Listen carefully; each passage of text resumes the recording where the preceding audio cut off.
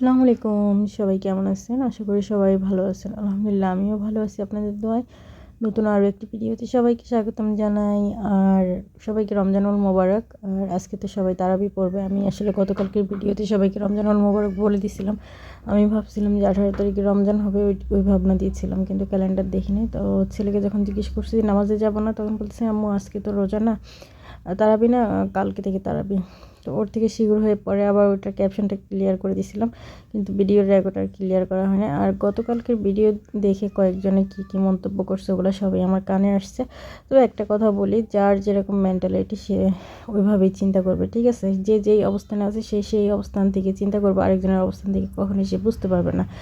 তারপর আমি আপনাদেরকে কোনো কিছু বলার নাই, কিন্তু তারপর বলে রাখি যে মানুষের প্রতি সবসময় ভালো মতামত রাখার চেষ্টা করবেন, ঠিক আছে? মানুষের পজিটিভ দিকটা তুলে ধরার চেষ্টা করবেন। আমি কাপড় শুকাইছি, তারপরে কাপড় ধুইছি, আমার ডেইলি রুটিন এগুলো, আমার ডেইলি রুটিনের যে কাজকর্ম সেগুলো আমি করব ডেইলি ব্লগের মতো। তো যাই হোক, ওগুলোর বিষয়ে আর নাই বলি। আপনারা কাদেরকে বলছে আপনারা অবশ্যই বুঝতে পারবেন, ঠিক আছে? আপনাদেরকে আমি চিনিও না, জানিও না।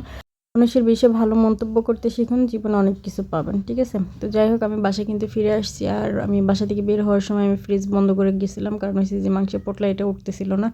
তারপরেও বাসায় এসে খুন্তি দিয়ে এটা চেরাচেরি করে, তারপরে আবার চেরাচেরি বলতেছি, সরি, মানে জোর দিয়ে তারপরে উঠাইছি। উঠানোর পরে এটা ভিজিয়ে রাখছিলাম। আর দিনের বেলা একদমই রান্না করতে ইচ্ছা করতেছিল না, মনটা ভীষণই খারাপ কোনো একটা কারণে।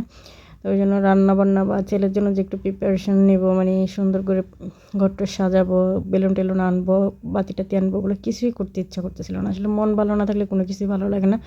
জাস্ট এই কেকটা নিয়ে আসছি, তাও রান্না করতেছি। ওকে আমি বলছি তোমার জন্য একটা কেক নিয়ে আসছি।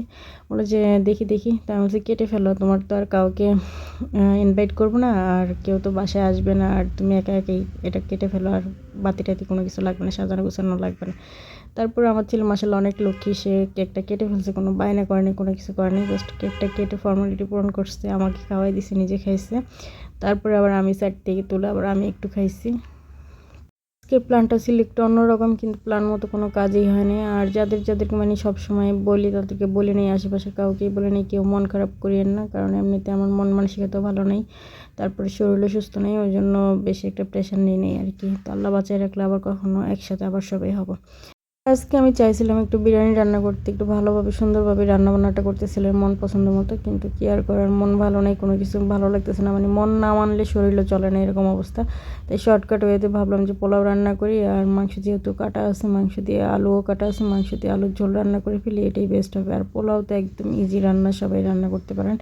আর আমার পোলাও রান্না করতে একদমই মানে ভাতের চাইতে ইজি মনে হয়, মানে একবারে বাগার দিয়ে বসাই দিলে বাস, পরিমাণ মতো পানি দিয়ে তারপরে ঢাকনা দিয়ে দিলে, চুলার জাল লো মিডিয়ামে করে দিলে একদম ফুরফুরে হয়ে যায়, মানে ঝরঝর হয়ে যায়, আমি বলি ফুরফুরে। তো যাই হোক, আর যারা পোলাও বা বিরিয়ানি রান্না করতে পারেন না, অতিরিক্ত পানি দিয়ে ফেলেন, তাদেরকে বলি যে 1 কেজি চাউলে 2 কেজি পানি দিবেন সবসময়, এটা বিরিয়ানির ক্ষেত্রেও এবং পোলাওর ক্ষেত্রেও। তাহলে দেখবেন যে পোলাও ঝরঝরা হবে। কিন্তু গোস্তটা এখনও রান্না হয়নি, আর একটু বাকি আছে।